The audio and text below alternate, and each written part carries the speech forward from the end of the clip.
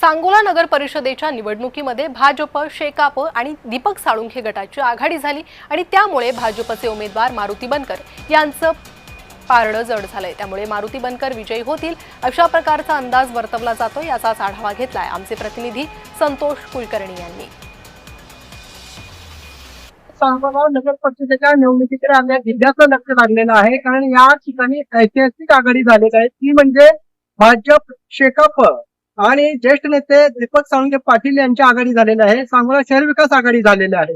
इथं तसं पाहायला गेलं तर भाजपचे जे उमेदवार आहे नगराध्यक्ष पदाचे मारुती बनकर यांचं पात्र जड आहे, कारण हा शेकापाचा बालेकिल्ला आहे, त्यात भाजपची त्यांना साथ मिळालेली आहे आणि त्यामुळं एक चुरशीची लढत होणार आहे। इथली लढत आहे, तिरंगी लढत आहे, मात्र पारडं जड आहे ते भाजपचं आहे। असं जरी असलं तरी शिवसेनेचे जे माजी आमदार आहेत शहाजी बापू पाटील यांनी भावनिक आवाहन केलेलं आहे आणि त्यामुळे त्याचाही परिणाम कुठेतरी दिसून येत आहे।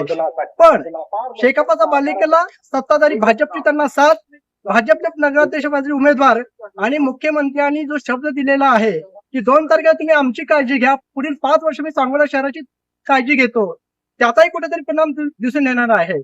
शेकापाच्या बालेकिल्ल्यात कमळ फुलेल का हे 2 तारखेनंतर स्पष्ट होईल, निकाला दिवशी स्पष्ट होईल।